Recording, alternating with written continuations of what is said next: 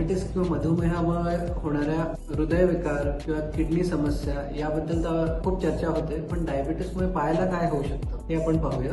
डायबिटीसमुळे पायाकडे जाणारा जे नसा आहे त्याच्यावर परिणाम होऊ शकतो. त्याच्यावर परिणाम झाल्यामुळे एकतर पायाचे सेन्सेशन म्हणजे स्पर्श करण्याची जी क्षमता आहे ती बदलू शकते आणि त्याबरोबरच फूट मेकॅनिक्स म्हणजे आपण पाऊल कसा ठेवतो याची पद्धत किंवा याचा पॅटर्न बदलू शकतो. स्पर्श न समजल्यामुळे कळत न कळत चपलेने झालेल्या जखमा किंवा खडे वगैरे किंवा छोटसे काटा वगैरे टोचून ज्या जखमा होतात त्या सगळ्या आढळतात. त्याबरोबरच पायाकडे जाणाऱ्या रक्तवाहिन्या जसे शुगरमध्ये हृदयाकडे जाणाऱ्या रक्तवाहिन्यांमध्ये प्रॉब्लेम होऊ शकतो, तसंच पायाकडे जाणाऱ्या रक्तवाहिन्यांमध्ये सुद्धा प्रॉब्लेम होऊ शकतो.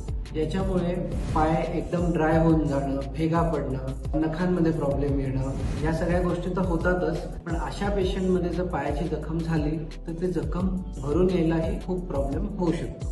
त्यासाठी फूट स्क्रीनिंग हे आम्ही सुरू केलेलं आहे. फूट स्क्रीनिंगमध्ये पायाचे सेन्सेशन, पायाचा ब्लड सप्लाय, पायाचे बाकी सगळे जे प्रॉब्लेम्स येऊ शकतात तेही पाहिले जातील आणि त्याबरोबर शुगर असलेले पेशंट ज्यांना पायाला जखम आहे, ज्याला आपण डायबेटिक फूट म्हणतो, या पेशंटसाठी एकतर जखम का झाली, ती का भरून येत नाही आणि ती भरून येण्यासाठी आपण बाकी काय काय करू शकतो या सगळ्या गोष्टींकडे पाहिलं जाणार आहे.